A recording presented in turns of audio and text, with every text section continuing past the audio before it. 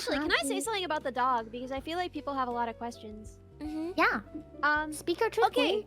So cool things about the dog. One, I didn't initially offer to build a dog because home designing, building, like fabricating in a New York City apartment an entire like 3-foot tall quadruped is insane work, right? Like no one would agree to do that. What I agreed to do was get him in touch with the people who I had done my intern with, because they had been doing a lot of outreach and stuff. And then they weren't doing that anymore because there had recently been an accident with an influencer. So I felt really bad. I felt really guilty. It wasn't even scope creep, but I felt really bad and I felt really guilty. And I didn't want to disappoint Swarm, and I didn't know you guys that well yet. And I didn't want to ask for too much money, but I wanted to make something that fit his minimum requirements. And I did.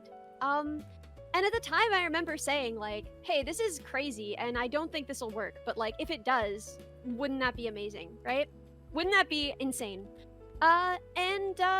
It does. Like, I mean, that's really the end of the story, is that I made a 3-foot tall robot dog from frickin' scratch, designed in a New York apartment.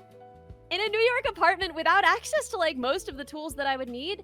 I did it, and it walked. You guys saw it walk.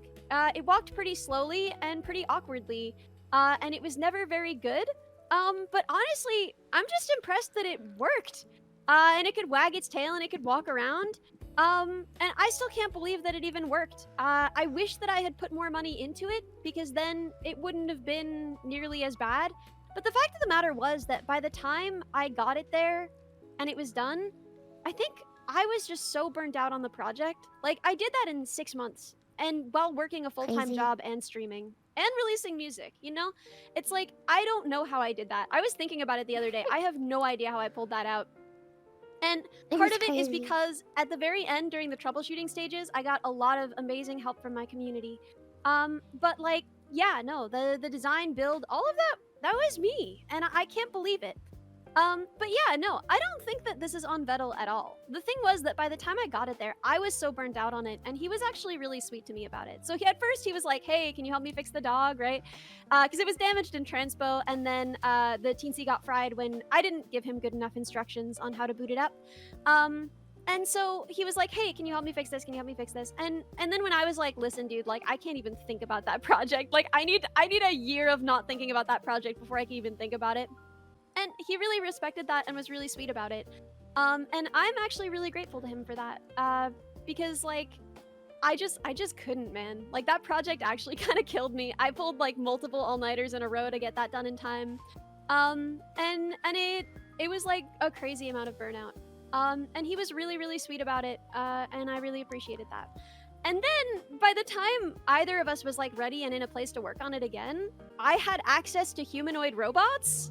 And he had her moving in VR like that, like controlling a humanoid form. And I think both of us were just kind of like, okay, what if we did this instead, you know? And so like, that is kind of the plan now. And it's gonna take a lot of time and work.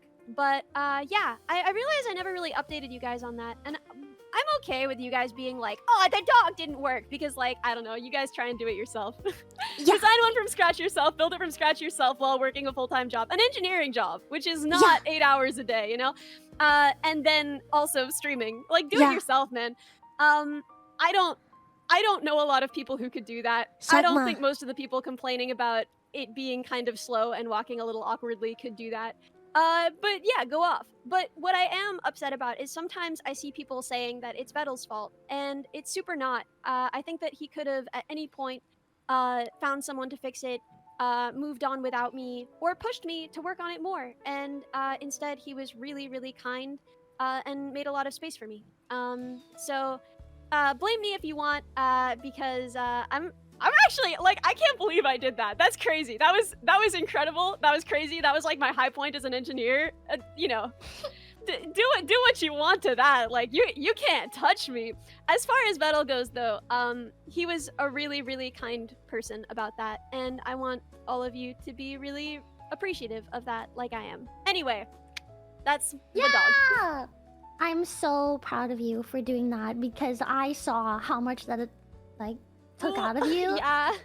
Like, I'm so proud of you for that. And I think no matter what came out of it after, it's like, it's more about like you did that. And it did work. And like, we can all freaking hate the freaking transportation for... Tore it apart, Okay. yeah.